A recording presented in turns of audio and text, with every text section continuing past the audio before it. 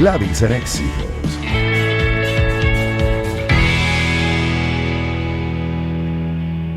Profesor, ¿cómo está? Buenas tardes y bienvenido. Rafael Puncel es politólogo, mención internacional de la UCB, es profesor de historia. Hoy lo tenemos en el segmento Historia de Venezuela y para revisar la vida, la obra de Cristóbal Mendoza. ¿Cómo está? Bienvenido, profesor. ¿Cómo estás, Gladys? Un placer estar contigo de nuevo y con tu audiencia, obviamente.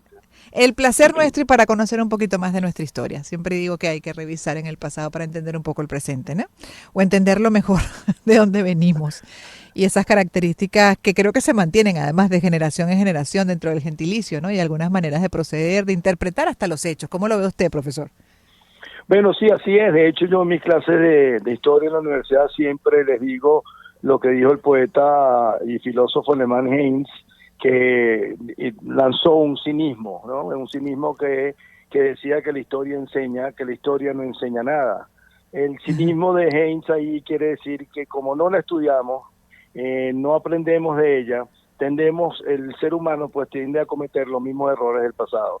Y lamentablemente la historia nos ha demostrado que eso es así. O sea que el no conocer la historia es una garantía de o repetir errores o cometer daño que igual se hizo en el pasado, y por eso es bueno conocerle, saber de dónde venimos y además para comprender y explicar nuestros presentes que ciertamente pueden tener orígenes en un pasado a veces no tan lejano y en ocasiones bastante más lejano.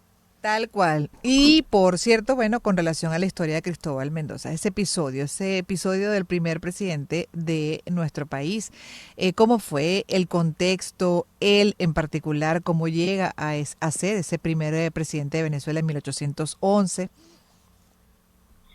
Sí, bueno, Cristóbal Mendoza es originario de Trujillo. Él nace en 1772 en Trujillo. Estudia en una escuela de Trujillo, pero luego se va a mover, va a moverse de Trujillo, va a ir más bien a Mérida. Luego va a trabajar, va a obtener el título.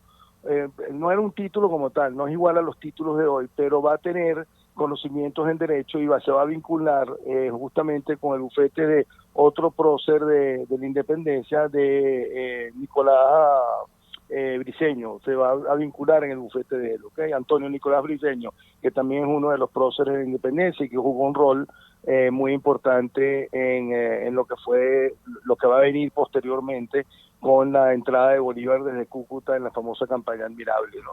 Él va a estar entonces en Mérida un tiempo y luego va a ir a Barinas. En 1795 la Real Audiencia le otorga el título de abogado, entonces va formalmente a trabajar como abogado en distintos lugares de Venezuela.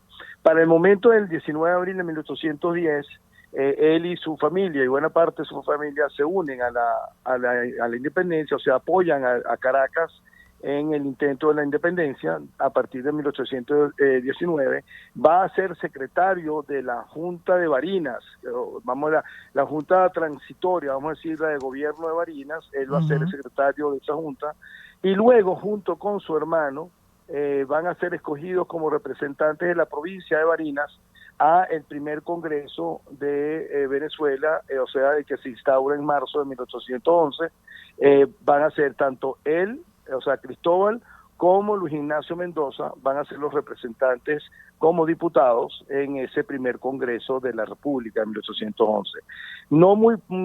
Mucho tiempo después, de hecho, para mayo, el Congreso lo va a nombrar como presidente del triunvirato, que va a estar gobernando Venezuela durante el Congreso, el primer Congreso de Venezuela, y luego va a quedar también como presidente del triunvirato una vez que se promulga la Constitución de 1811.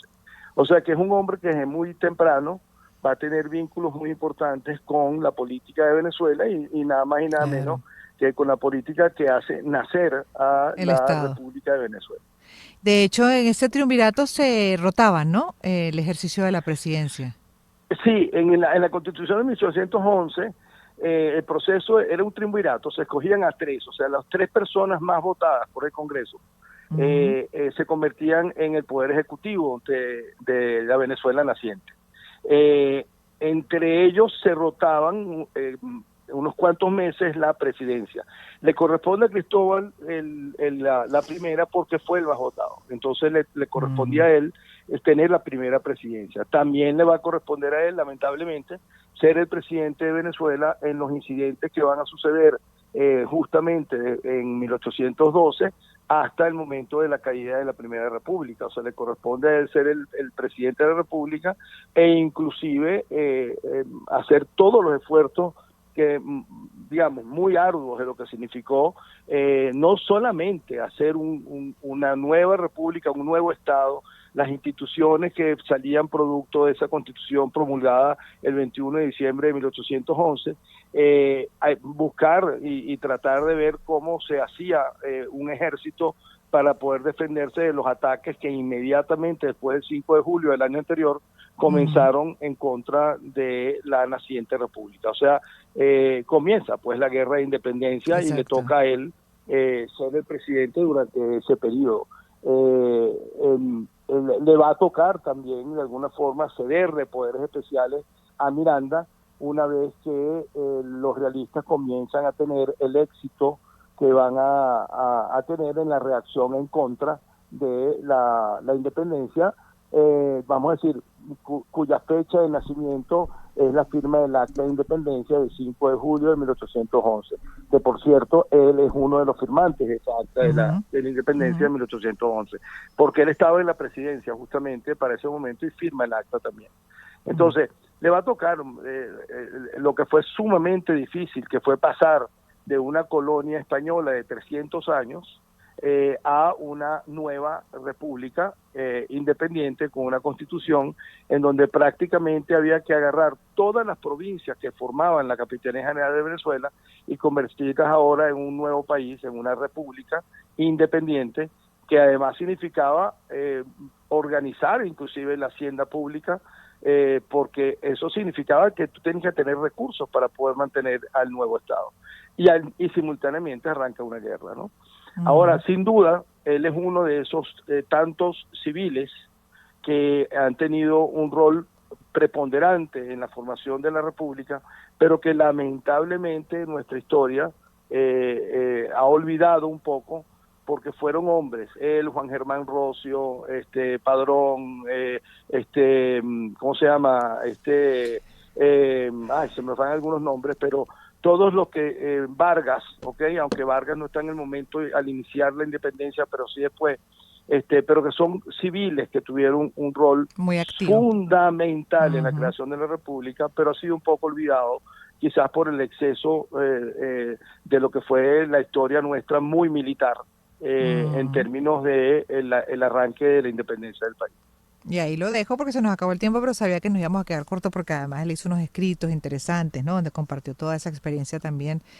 Eh, Correcto. Así es, y sobre la vida de Bolívar. Pero bueno, quedará para una segunda parte interesante, además darle el crédito que merece este civil, como bien dice, que tuvo tanto, tanto aporte en esa etapa de independencia del país. Gracias por haber estado con nosotros, ¿ah, ¿Cómo no? profesor, una vez Seguro. más.